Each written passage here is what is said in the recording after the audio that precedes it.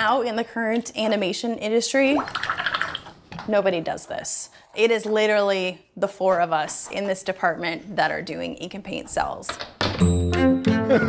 I don't think a lot of people even understand what it is we do.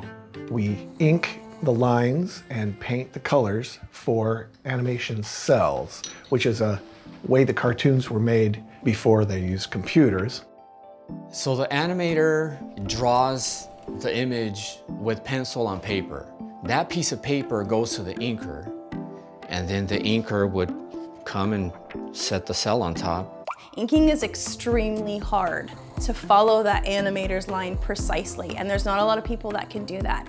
For sure, you have to have a steady hand, nerves of steel, precision. It's really difficult. Then, when that is dry, the cel gets turned over, and it's on the back of the cel is where the paint goes. Now there's a certain technique where you pull the paint down onto the cel and then push it out to the lines, and that way we don't get any brush strokes. It's pretty important. I just go ahead and take my time and don't rush it. That's quite a color. At first glance, you don't really notice all the different colors of the lines, but then if you start analyzing it, oh, okay, we have the crown is one color, her lips are two colors. I mean, color's important, bottom line.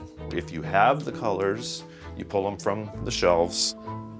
Say like giraffe or gator, those are gonna be the Disney palette. So those names were named here in the studio by the people that were creating the paint. Altogether, we have about 5,000 different colors.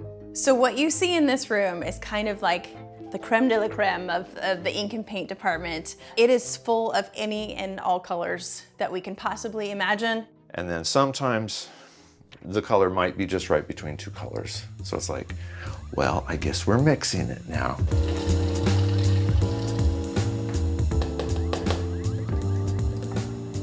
We still use the eye. It's more of a human touch. We just go in and keep it human. So I'll use all these different possibilities of like, oh, it needs to be this, it needs to be this. I'll just add a couple drops of that.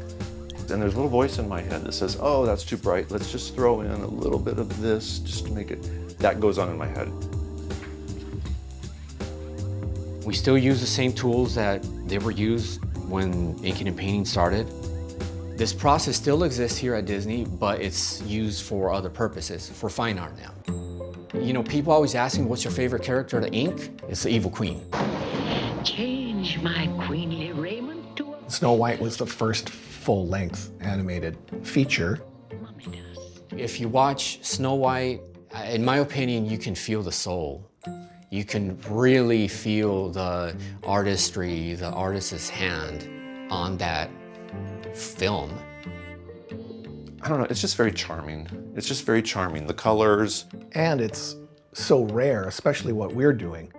It is such an integral part of what animation is and its history, and it's so important to keep it alive.